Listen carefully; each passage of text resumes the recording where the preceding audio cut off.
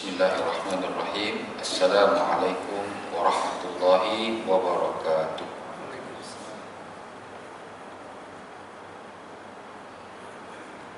Innal hamdalillah nahmaduhu wa nasta'inuhu wa nastaghfiruh wa na'udzu billahi min shururi anfusina wa min sayyiati a'malina. May yahdihillahu fala mudilla lahu wa may yudlilhu fala hadiya lahu. Ashhadu an la ilaha illallah wa ashhadu anna Muhammadan abduhu wa rasuluh al-mab'utsu rahmatan lil alamin basyiran wa nadhira wa hadiyan ila al-haqqi wa sirajan munira. Rabbi shrah li sadri wa yassir li amri wahlul 'uqdatam min lisani yafqahu qawli. Amma ba'd. Hadirin dan hadirat sidang jemaah kuliah Maghrib yang dimuliakan oleh Allah Subhanahu wa taala. Alhamdulillah, setinggi-tinggi kesyukuran kita rafakkan kepada Allah Subhanahu wa taala, Tuhan semesta alam yang telah menciptakan kita, yang telah mewajibkan kepada kita, mengamanahkan kepada kita untuk menyembahnya. Kita dijadikan di muka bumi ini oleh Allah Subhanahu wa taala dengan tujuan untuk beribadah kepadanya. Syukur atas nikmat iman, nikmat kesihatan yang Allah Subhanahu wa taala kurniakan sehingga malam hari ini kita dapat bersua untuk kita menyambung pengajian kita kuliah Maghrib berkaitan tentang hadis daripada Rasulullah sallallahu alaihi wasallam berkaitan adab-adab dalam keseharian. Karangan kitab Al-Adab Al-Mufrad karya Al-Imam Al-Bukhari rahimahullah. Salawat dan salam tak lupa juga kita sampaikan kepada junjungan kita Nabiullah Muhammad sallallahu alaihi wasallam, Nabi akhir zaman yang telah memberikan kita petunjuk dan hidayah, menjelaskan kepada kita ajaran agama Islam ini yang dahulunya kita ini berada dalam lembah kesesatan, lembah kejahilan. Alhamdulillah pada sekarang ini kita berada pada satu alam yang penuh hidayah, mendapatkan petunjuk. Ini semua adalah merupakan sumbangan dan jasa daripada baginda Rasulullah sallallahu alaihi wasallam. Didoakan tuan-tuan semua mendapat pengiktirafan daripada baginda sallallahu alaihi wasallam sebagai umatnya insyaallah. Tuan-tuan yang dikasihi oleh Allah Subhanahu wa taala, bab yang keempat, kitab Al-Adab Al-Mufrad, bab yang keempat. Pada bab yang keempat ini Al-Imam Al-Bukhari merekodkan satu buah hadis sahaja, iaitu hadis yang nombor 7, mengikut urutan daripada kitab ini, hadis nombor 7 pada bab yang keempat. Topik ataupun tajuk bab itu adalah birrul walidai wa in zulman. Birrul walidain wa in zulman, berbakti kepada kedua ibu bapa meskipun ibu bapa itu zalim. Berbakti kepada ibu bapa wa in, meskipun zulman, iaitu ibu bapa itu zalim kepada anaknya. Ini babnya. Satu buah hadis insya-Allah saya akan bacakan hadis tersebut dan juga cuba terjemahkan, dan selepas itu akan disyarah setakat mana yang termampulah insya-Allah. Bismillahirrahmanirrahim. Allahumma shalli ala sayyidina Muhammad wa ala sayyidina Muhammad. Kitab Al-Adab Al-Mufrad karangan Imam Al-Bukhari, bab yang keempat, hadis yang ketujuh. An Ibni Abbas qala, daripada Ibnu Abbas radhiyallahu anhu telah berkata, ma min muslim lahu walidani muslimani, sesiapa sahaja muslim, orang Islam, lahu, dia ada, walidani, dua walid ataupun dua orang tua lah, ayah ataupun emak. Muslimani, ayah emaknya itu juga adalah orang yang Islam. yasbahu ilaihima muhtasiban. Seawal pagi lagi si anak itu muhtasiban, mengharapkan ridha Allah Subhanahu wa taala untuk berbakti kepada keduanya. Siapa yang ada ayah, siapa yang ada mak, pagi-pagi lagi, seawal pagi si anak itu berbakti kepada ibu bapanya, mengharapkan ridha Allah Subhanahu wa taala, illa, jika dia lakukan yang tadi itu, illa, melainkan fatahallahu lahu babain, baginya itu Allah Subhanahu wa taala akan bukakan babain, dua pintu,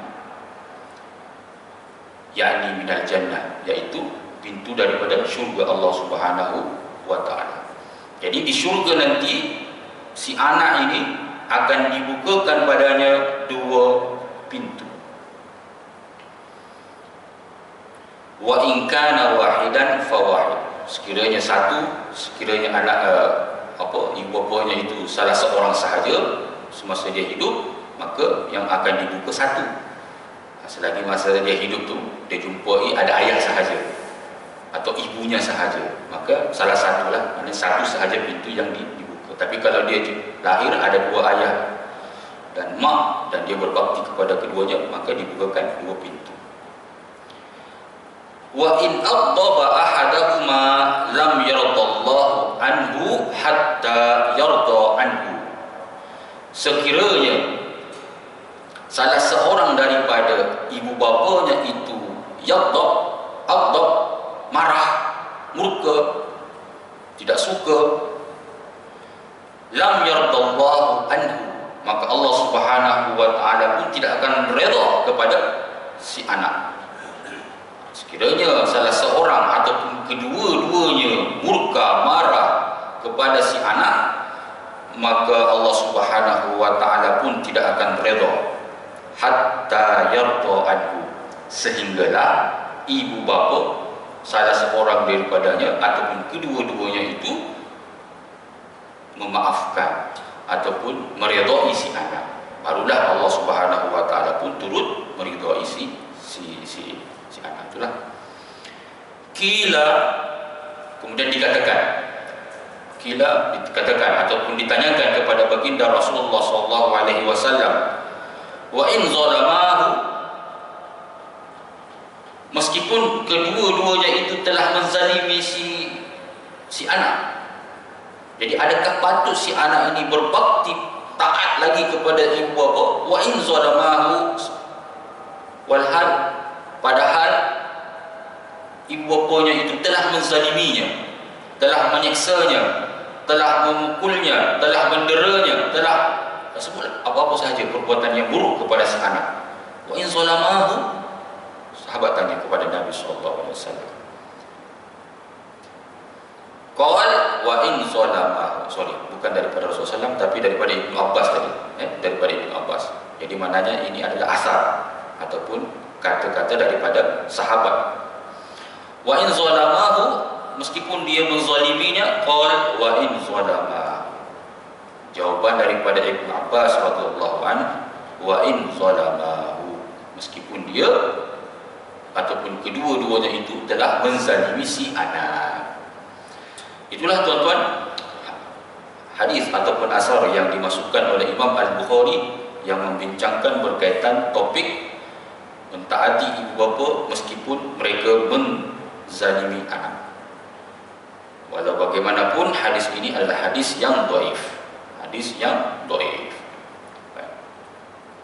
Meskipun dhaif, tetapi kerana dia berkaitan dengan fadilatul amal, keutamaan amalan ibadah, maka boleh diamalkan. Boleh diamalkan. Yang penting jangan dhaif jiddan ataupun sangat-sangat dhaif, terlampau lemah. Cuma ini hadisnya ini adalah dhaif, lemah sahaja. Okey, tuan-tuan yang dikasihi oleh Allah Subhanahu wa taala. Jadi sepintas lalu ketika mana kita membaca ataupun mendengarkan hadis yang dibacakan tadi ini, dapatlah kita fahami bahawa kedudukan ibu bapa itu sangat-sangatlah mulia, sangat-sangatlah tinggi, bahkan indikator penentu aras ridha, suka, sayangnya Allah Subhanahu wa taala kepada si anak itu adalah bergantung kepada ridha, suka, sayangnya ibu bapa kepada si anak. Sebab itu, jika sekiranya para hadirin ataupun hadirat yang hadir pada malam hari ini atau di mana saja yang mendengarkan kuliah ini melalui YouTube mungkin, bagi mereka yang masih memiliki ibu, ayah, gunakanlah peluang ini dengan sebaik-baiknya, kerana Allah itu bergantung kepada redha ibu bapa. Seperti mana hadis yang kita bacakan tadi ini disokong oleh sebuah hadis yang sahih, diriwayatkan oleh Imam At-Tirmizi. An Nabi sallallahu alaihi wasallam qala ridha Rabb fi ridal walid. Ridha Rabb Tuhan, yakni Allah Subhanahu wa taala, fi ridal walid, bergantung kepada ridha walid ataupun ibu bapa. Wa sakhatur Rabb fi sakhatil walid, dan murka, benci Allah itu bergantung juga kepada benci dan murkanya ibu bapa. Hadisnya sahih. Ini tuan-tuan. Inilah hadis-hadis yang menyokong, salah satu hadis yang menyokong hadis yang kita bacakan pada malam hari ini, bahawa yang menjadi penentu sayang bencinya Allah Subhanahu wa taala kepada kita sebagai anak itu adalah di atas ibu bapa. Hadirin yang dimuliakan oleh Allah Subhanahu wa taala. Jadi sebagai si anak ini, sebagai anak, kita semua ini dilahirkan oleh ibu bapa kita, dan tentunya kita melalui zaman itu, yaitu zaman menjadi seorang anak. Sebagai anak, di sana ada beberapa keutamaan dan kelebihan ketika mana seseorang itu dia berbakti kepada kedua ibu bapanya, ketika dia berbakti kepada ibu bapanya. Ketika saya membaca hadis yang ini, saya ada membuat satu kajian, untuk saya mendapatkan lagi dalil-dalil ataupun hujah-hujah sokongan, untuk saya bawakan kepada tuan-tuan beberapa bukti yang bersumberkan daripada Al-Quran ataupun As-Sunnah yang menunjukkan si anak ini perlu dan memang sangat-sangat wajiblah dikatakan macam itu untuk berbakti kepada kedua ibu bapa. Antara fadilah, antara keutamaan seorang anak itu berbakti kepada ibu bapa, sebagaimana yang diriwayatkan dalam sebuah hadis yang sahih oleh Imam Ahmad, Rasulullah sallallahu alaihi wasallam telah bersabda, "Man ahabba ayyamudda lahu fi umri." Man ahabba, siapa yang suka, siapa yang mahu, siapa yang ingin, ayyamudda lahu, untuk dipanjangkan baginya umurnya.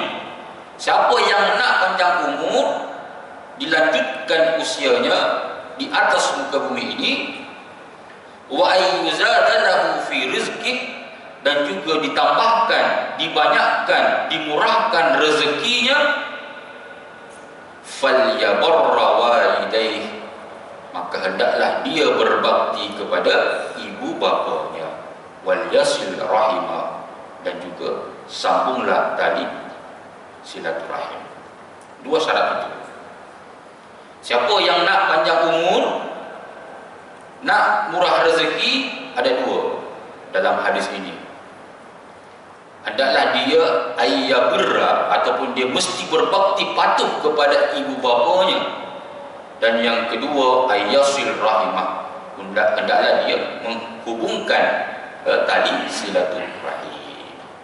Ini tuan-tuan, ini adalah merupakan satu resepi, satu rahsia yang dikongsikan oleh baginda Rasulullah SAW kepada kita. Dan tentunya kita semua ini, kalau ditawarkan hal-hal yang sedemikian, panjang umur dan murah rezeki, tentu kita semua mahu. Tiada siapa pun di antara kita ni yang menolak untuk panjang umur dan juga murah rezeki.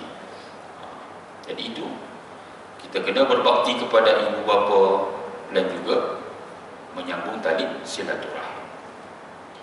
Seterusnya, antara kelebihan kita berbakti kepada ibu bapa ini adalah sebagaimana hadis yang sahih diriwayatkan oleh Imam Al-Bukhari. Ja'a rajulun ila Nabi sallallahu alaihi wasallam. Pada satu hari ada seorang lelaki mendatangi Rasulullah sallallahu alaihi wasallam. Ada seorang lelaki menghampiri Rasulullah sallallahu alaihi wasallam. Faqal, dan dia pun bertanya, "Ya Rasulullah, wahai Rasulullah, inna ummi matat." Sesungguhnya ibuku telah meninggal. Si anak, si lelaki ini, si budak ini bertanya kepada Nabi SAW, "Wahai Nabi, ibuku telah meninggal, telah wafat. Inna ummi matat." Ibuku telah meninggal. Wa 'alaiha shaumun syahrin. Tapi dia ada utang puasa 1 bulan. Maknanya dia tak berpuasa sebulan. Dia ada hutang tidak berpuasa. Wa 'alaiha shaumun syahrin. Dia ada hutang ataupun dia tidak berpuasa, saum tidak berpuasa, syahr, maknanya sebulan. Afa aqdihi, apakah aku boleh menggantikannya? Apakah aku boleh membayarkan hutang puasanya? Apakah aku boleh menjadi wakil baginya untuk berpuasa sebulan untuknya? Qal, maka Nabi sallallahu alaihi wasallam pun menjawab, "Na'am." Iya. Maknanya boleh. Boleh saat si anak ini menggantikan, membayarkan puasa, hutang puasa si ayah ataupun si ibulah. Gitu. Qal, "Fadainullahi ahaqqu ay yuqda." Nabi pun SAW meneruskan sabdanya dan bersabda, "Fadainullahi ahaqqu ay yuqda." Maka sesungguhnya hutang dengan Allah Subhanahu wa taala itu adalah yang lebih utama untuk ditunaikan, untuk dilangsaikan. Jadi ini adalah hutang ibunya kepada Allah Subhanahu wa taala, kerana mungkin dia sakit. Pada masa dia gering, pada masa dia nazar, mungkin dia sakit, tak mampu nak berpuasa. Sepanjang dia sakit, tak mampu berpuasa, kemudian dia meninggal. Mungkin juga si anak ini dia mengira dan menghitung berapa jumlah ibunya ini tidak puasa. Sebab itulah dia kata, dia tanyakan kepada baginda Rasulullah SAW. Maka baginda pun memberikan jawaban boleh, bermakna si anak boleh menggantikan puasa yang ditinggalkan oleh si ibu. Tuan-tuan yang dikasihi oleh Allah Subhanahu wa taala, disebabkan banyaknya keutamaan ini, keutamaan bagi si anak ketika mana dia berbakti kepada ibu bapa, maka sungguh-sungguh celaka, sungguh-sungguh tidak beruntung, sungguh-sungguh merugi bagi si anak yang ada ibu bapa bersama-sama dengannya semasa di dunia ini, walhal atau pada masa yang sama dia mampu untuk berbakti kepada ibu bapanya, tapi dia tidak berbuat demikian. Hampir sungguh-sungguh merugi, sungguh-sungguh tidak beruntung anak-anak yang sedemikian. Dia ada bersama ayah ibunya, tetapi disia-siakan, maka terbanglah juga tiket ke syurganya itu. Hal insan mulia di hadapannya itulah tiket emas. Itulah sebenarnya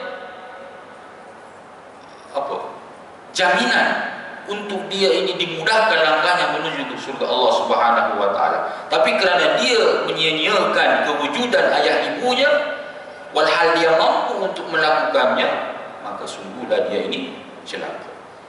Kenapa celaka? Ini adalah rentetan daripada sabda Rasulullah SAW, bersumberkan daripada sebuah hadis yang sahih, bahawa pada satu hari irtaqa an-nabiy sallallahu alaihi wasallam ala al-mimbar darajah. Nabi sallallahu alaihi wasallam pada satu hari menaiki satu mimbar, pada tangga yang pertama, faqala amin. Nabi SAW pun bersabda amin. Tsumma irtaqa ats-tsaniyah, kemudian dia naik tangga yang kedua, faqala amin. Nabi pun bersabda amin. Tsumma irtaqa ats-tsalitsah, kemudian Nabi melangkah lagi yang ketiga, faqala amin. Nabi bersabda amin. Tsumma stawa fajalasa, kemudian Nabi SAW pun dah sampai pada aras yang tinggi itulah, pada aras di atas mimbar itu, fajalasa, kemudian dia duduk di atas mimbar itu. Faqala ashabuhu, kemudian selepas itu sahabatnya itu bertanya kepada Rasulullah SAW, alama ammanta, atas sebab apa Nabi SAW mengucapkan amin? Atas faktor apa baginda SAW mengucapkan amin? Itu soalan sahabat kepada Rasulullah SAW. Qal atani Jibril, Nabi SAW menjawab, Nabi SAW menjawab, atani Jibril, malaikat Jibril alaihissalam telah mendatangi aku. Jadi ketika Nabi naik ke atas mimbar itu, malaikat Jibril ada datang bersamanya, ada di sisinya. Faqal ragima anfu mri'in zukirat indahu falam yusalli alaihi faqultu amin. Malaikat Jibril alaihissalam pun berkata kepada baginda, sungguh celaka siapa-siapa yang mendengar namamu disebutkan tetapi dia tidak bersalawat. Faqultu amin, maka aku pun berkata amin. Faqal ragima anfu mri'in adraka abawaihi falam yadkhulul jannah faqultu amin. Malaikat Jibril pun menyambung lagi, sungguh celaka siapa-siapa yang ada di atas dunia ini mendapati ayah ibunya tapi dia tidak berpeluang untuk berbakti kepadanya. Faqultu amin, maka baginda pun bersabda amin. Faqala ragima anfu mri'in adraka Ramadan falam yukfar lah faqultu amin. Sungguh celaka orang yang mendapati bulan Ramadan tetapi dosanya tidak diampunkan. Faqultu amin. Maka Nabi SAW menjawab amin. Ini tuan-tuan, inilah 3 perkataan, pernyataan daripada malaikat Jibril alaihissalam dan diaminkan terus oleh baginda Rasulullah SAW. Salah satu di antaranya adalah kerugian, kecelakaan bagi si anak yang ada bersamanya ayah ibu tetapi dia tidak berbakti kepadanya, atau disebabkan kerana dia tidak berbakti kepada ibu bapa itulah menyebabkan dia terlepas syurga Allah Subhanahu wa taala. Nauzubillahi min dzalik. Tuan-tuan yang dikasihi oleh Allah Subhanahu wa taala, jadi daripada hadis yang kita bacakan ini juga, mereka yang berbakti kepada ibu bapanya itu akan dimasukkan ke dalam 2 pintu. Jadi di syurga Allah Subhanahu wa taala ini mempunyai banyak pintu, ya, mempunyai banyak pintu. Salah satunya ada sebuah hadis di sini.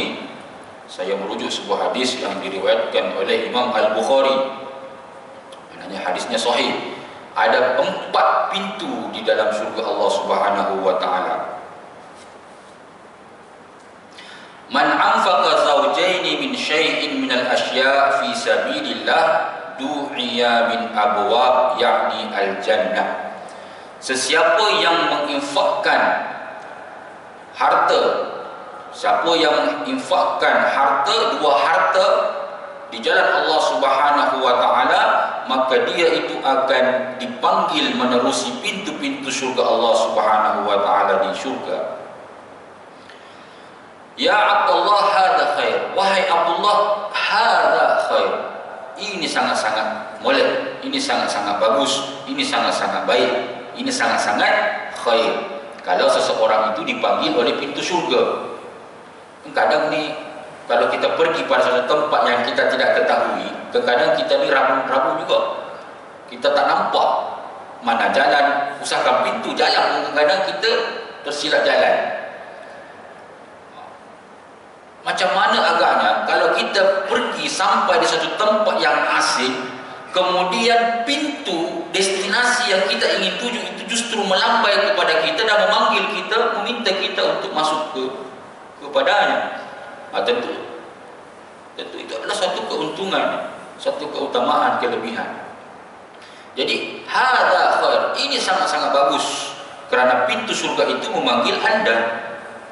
Faman kana min ahli sholati du'iya min babis sholat. Siapa yang menjadi ahli solat, rajin ke surau, rajin ke masjid, maka nanti pintu solat akan memanggilnya.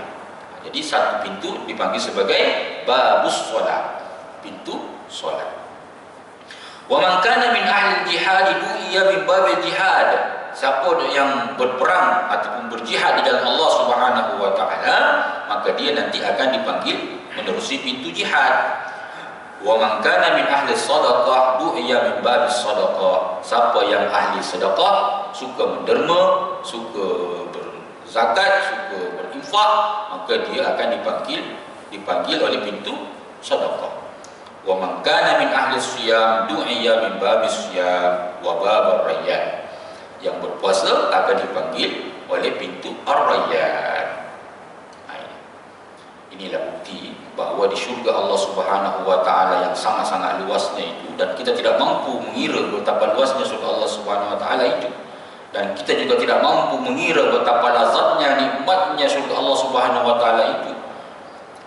Si anak yang berbakti taat kepada ibu bapa, dua pintu akan memanggilnya, bukan satu pintu, dua pintu yang akan memanggilnya. Pilihlah di pintu mana yang Anda inginkan. Ini adalah peluang, tuan-tuan. Ini adalah peluang bagi kita yang masih lagi ada ayah, mungkin yang ada ibu bapa, untuk kita berbakti kepadanya. Semoga kita ini adalah di antara kalangan mereka yang dipanggil oleh pintu-pintu surga Allah Subhanahu wa taala. Surga Allah Subhanahu wa taala ini sangat nikmat. Kalau nak apa yang terbayang di fikiran, di minda tuan-tuan itu bukan surga. Seksa neraka, seksa azab yang terbayang di fikiran kita itu bukan dia. Selagi itu yang terbayang, maknanya kita masih boleh mampu mengira lagi. Sedangkan surga ni nikmatnya tiada mata yang pernah melihat, ya, tiada telinga yang pernah mendengar. Sangat-sangat hebat. Sebuah hadis yang sahih diriwayatkan oleh Imam Al-Bukhari dalam kitab sahihnya. Qala Allah Subhanahu wa taala berfirman, "A'dadtu li ibadi," aku telah menyediakan bagi hamba-Ku as-salihin, yang saleh, ma la ainun ra'at, yang mana tiada pernah biji mata pernah melihatnya, wala uzunun sami'at, tak ada telinga lagi, pendengaran lagi yang pernah mendengarnya, wala khatara ala qalbi bashar, dan tidak pernah terlintas sekalipun di jantung hati mana-mana manusia. Kalau masih lagi terlintas di hati kita, ada terbayang perasaan, oh surga Allah ni hanya macam ni, itu bukan. Sebab Allah firmankan, wala khatara fi qalbi bashar, tidak pernah terlintas satu lintasan pun di jantung hati seorang manusia. Faqra'u in syi'tum, maka bacalah sekiranya engkau mahu. Fala ta'lam nafsun ma ukhfiya lahum min qurrati ain, sesungguhnya manusia itu dia tidak mengetahui bahawa dia itu disediakan qurrata ayun, yaitu bidadari. Qurratu ain ini maknanya bidadari, sebab matanya itu cantik. Jazaan bima kanu ya'malun, sebagai balasan untuk mereka ini apa yang dia amalkan. Apa dia? Nak dapatkan surga Allah Subhanahu wa taala itu yang tiada mata pernah melihatnya, pendengaran tak pernah mendengarnya, tidak pernah terlintas di hati kita. Satu amalan, tuan-tuan. Faqra'u in syi'tum, bacalah sekiranya Anda mahu. Anda juga akan diberikan qurrata ain, bidadari Allah Subhanahu wa taala.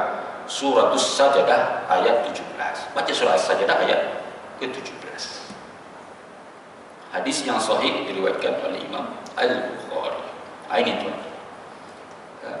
Jadi bagi si anak yang berbakti kepada ibu bapa, dia akan dipanggil memasuki dua pintu syurga Allah Subhanahu wa taala, yang mana sifat syurga Allah Subhanahu wa taala itu tadi sudah pun saya sifatkan, sudah pun saya bacakan ciri-cirinya menerusi hadis yang sahih diriwayatkan oleh Imam Al-Bukhari.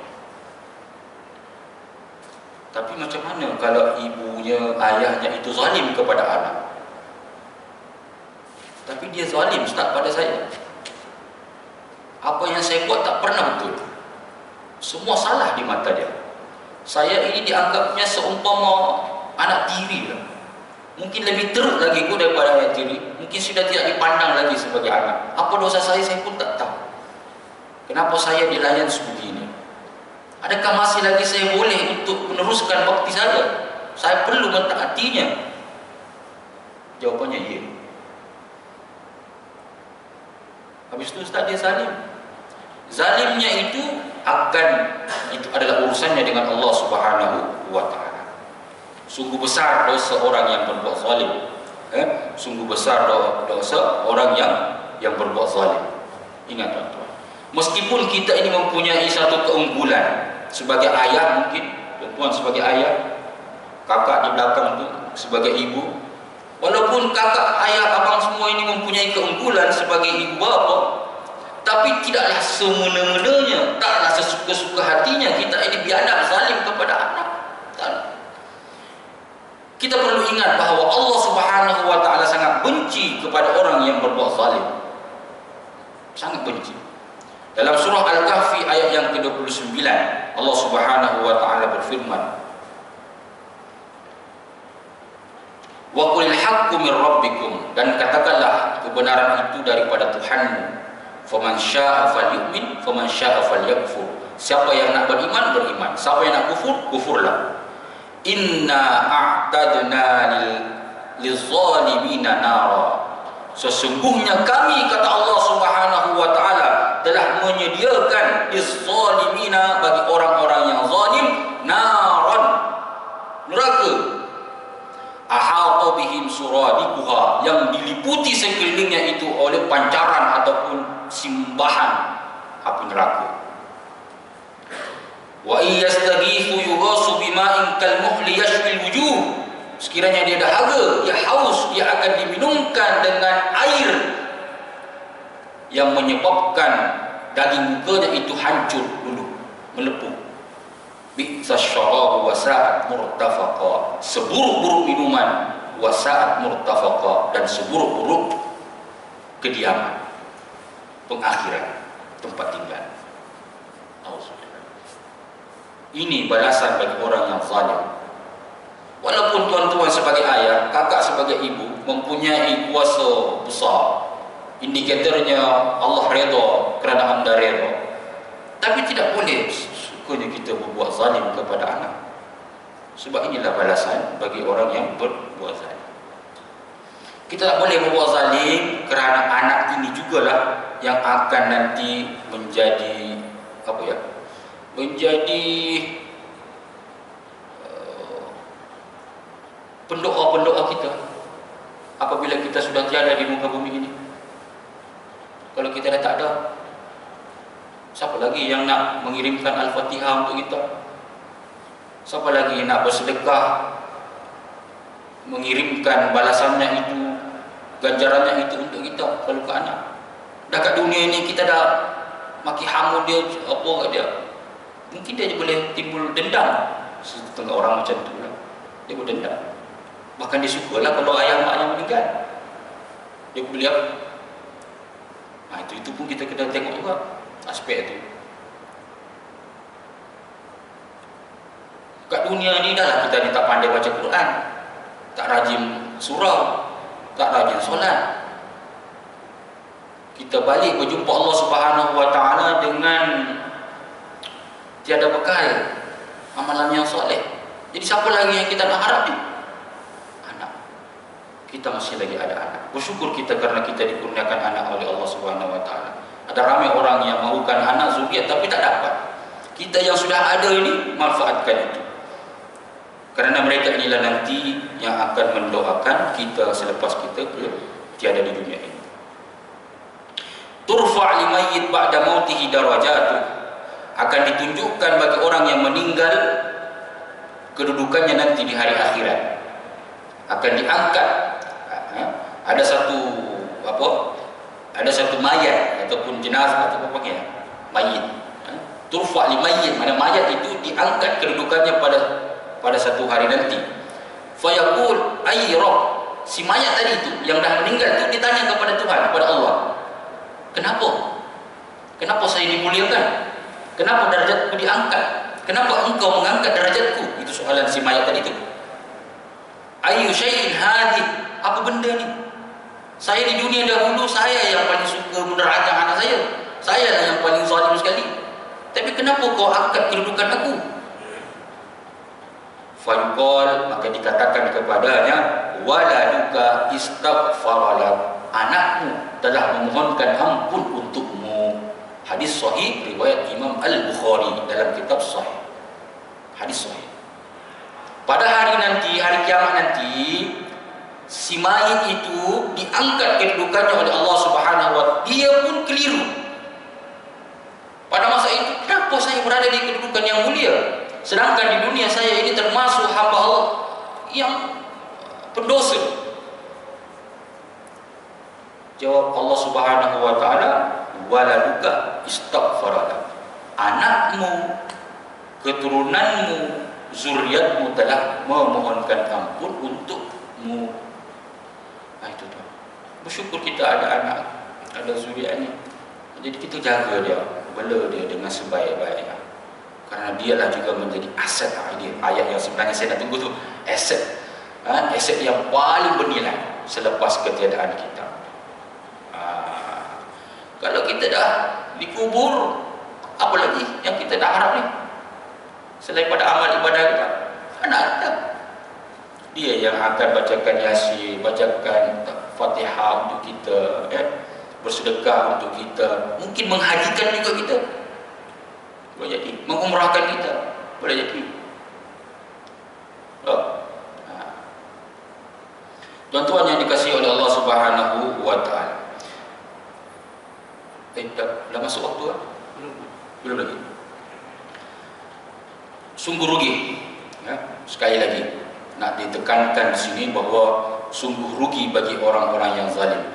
Ibu bapa yang mahu menzalimi anaknya, ingat pesanan tadi. Ayat Quran tadi sudah pun disebut, tiada tempat yang dia akan tuju melainkan neraka Allah Subhanahu wa taala. Tiada air minum yang akan dia minum ketika dia haus ataupun dahaga melainkan satu cairan yang bila dia minum, yashwil wujuh, wajahnya itu akan mencair, akan hancur rosak.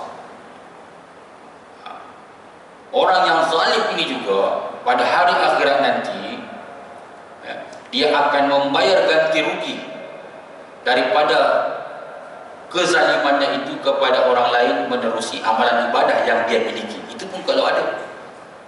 Itu pun kalau ada amal ibadah yang tertinggal, yang berbaki lagi di hari akhirat nanti kita bawa. Kalau dah tak ada, maka terpaksalah kita menanggung dosa orang-orang yang telah kita zalimi itu. Kita kena pikul dosa dia. Nauzubillah. Dalilnya adalah sebuah hadis yang sahih diriwayatkan oleh Imam Muslim. Hadis sahih riwayat Imam Al-Muslim daripada Abu Hurairah radhiyallahu anna Rasulullah sallallahu alaihi wasallam qala, bahwa Rasulullah SAW telah bersabda, atadruna mal muflis, tahukah kamu siapakah itu orang yang muflis?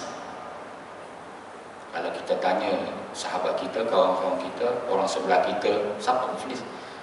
Yang tergambar, yang kita faham dalam kamus bahasa Melayu kita, orang muflis itu adalah orang yang tak ada wang ringgit, ya, tak ada harta benda, itu muflis lah. Ukuran kita muflis itu adalah harta, benda yang bersifat material, fizikal, nilai yang berharga. Itulah kita punya ukuran orang yang muflis. Tapi dari sudut agama, Orang yang muflis ini beza, lain takrifan dia. Nabi SAW bertanya, atadruna mal muflis? Tahukah kamu siapakah itu orang yang muflis? Qalu al-muflisu fina man la dirham lahu wala mata. Jawaban sahabat mungkin sama dengan jawaban kita. Orang muflis itu, wahai Rasul, adalah mereka yang la dirham lahu, yang tak ada uang dirham, tak ada uang ringgit, tak ada harta, wala mata, dan tiada kenikmatan, tiada kelazatan, tiada keseronokan. Orang semua menaiki kenderaan, dia berjalan kaki, tiada keseronokan sebab dia tak ada kenderaan. Nanti dia muflis. Mata, orang semua tidur di atas divan yang empuk, yang gebu, katil, tidur dia di atas lantai sebab dia tak ada harta untuk nak beli katil tilam itu. Orang semua duduk di hot seat, Malaysia tu kan, hot seat, duduk lapang sikit lah kaki kita, sebab dia ada duit. Tapi kita yang tak ada duit, duduklah yang di belakang yang sempit itu. Orang duduk dekat yang eksekutif, kita duduk kat ekonomi contohnya lah. Tak ada mata, tak ada kenikmatan. Itulah orang muflis, kata sahabat. Itulah jawabannya. Tak ada uang dirham dan tiada kenikmatan. Faqal, maka Rasulullah SAW bersabda, innal muflisa min ummati. Sesungguhnya, dia pakai perkataan inna. Inna. Kalau kita dalam bahasa Melayu pun, kalau kita kata sesungguhnya, aku adalah ayahmu.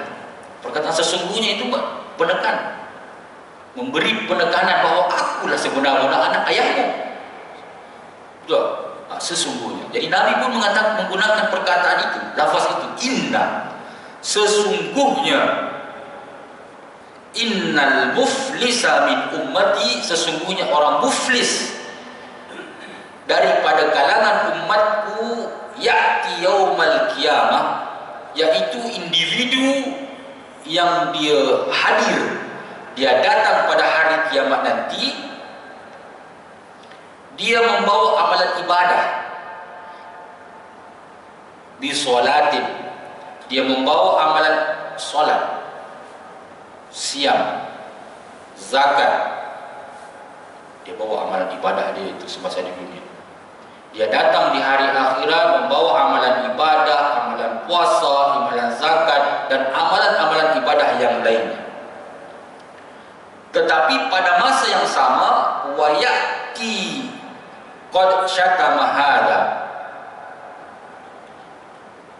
selain dia membawa amalan-amalan ibadah yang disebutkan tadi itu, dia juga qad syatama hadha, dia juga telah menyakiti orang lain, dia telah mengganggu ini, dia telah merosakkan si ini, dia telah menzalimi si ini. Wa qazafa hadha, dan dia menuduh, tidak menuduh, qazaf, menuduh tanpa bukti, tanpa hujah seseorang. Dia menghinakan seseorang itu dengan tuduhan-tuduhan palsunya. Wa akala mala hadha, dan dia juga memakan makanan yang bukan daripada sumber yang halal. Wasafaka dama hadha, dan dia juga telah menjatuhkan darah orang lain. Itu. Dia datang dengan ibadah solat, puasa, zakat, tapi dia pada masa yang sama dia menyakiti orang lain, menzalimi orang lain, makan benda yang tidak halal, menjatuhkan darah orang lain. Wa daraba hadha, dia memukul orang lain. Fayu'ta hadha min hasanatih, maka amalan kebaikan, solat, puasa, zakat yang dia bawa tadi itu akan diberikan kepada orang yang dia zalimi tadi itu. Fa in faniyat hasanatuh, apabila amal ibadah tadi si A tadi itu yang zalim tadi itu sudah habis, dah tak ada dah, qabla an yuqdama alaih, walhal hutang dia, kezaliman dia belum lagi terbayar, belum lagi dilunaskan, belum lagi mampu untuk mengganti segala kezalimannya itu daripada amalan baik yang dia bawa, ukhiza min khotayahum, maka dosa kesilapan orang yang dia zalimi tadi itu diambil, diserahkan, diberikan kepadanya. Summa turiha finnar, nauzubillah, kemudian dicampaklah dia ke dalam neraka. Habis amalan ibadah dia. Bahkan dosa orang lain pun yang dia telah zalimi itu, dia perlu memikulnya. Selepas itu dicampakkanlah dia ke neraka. Inilah hadis yang sahih diriwayatkan oleh Imam Muslim, menjadi pengajaran untuk kita semua ini menjadi insaf. Walaupun kita mempunyai kuasa besar untuk kita menjadi penentu kepada kejayaan anak kita, tapi jangan sampai kita menzaliminya. Walaupun dalam agama kita ini, sezalim manapun kita, si anak masih lagi wajib untuk mentaati, berbakti kepada ibu bapa, melainkan dia sudah menyuruh untuk melakukan perkara-perkara yang menyalahi syarak, itu sudah tidak patut lagi lah untuk kita mentaati ibu bapa lah. Wallahu a'lam bishawab. Mungkin setakat itu sahaja penyampaian kelas saya pada malam hari ini. InsyaAllah kita akan sambung semula pada bab yang kelima nanti pada bulan hadapan, jika dipanjangkan umur. Bismillahirrahmanirrahim. Allahumma arhamna bil Quran waj'alhu lana imaman wa rahmah. Allahumma dhakkirna minhu ma nusina wa 'allimna minhu ma jahilna warzuqna tilawatahu ana al-laili wa atrafan nahar waj'alhu lana hujjatan ya rabbal alamin. Rabbana atina min ladunka rahmah wa hayyi' lana min amrina rashada. Rabbana atina fid dunya hasanah wa fil akhirati hasanah wa qina adzabannar. Walhamdulillahi rabbil alamin. Terima kasih. Assalamualaikum warahmatullahi wabarakatuh.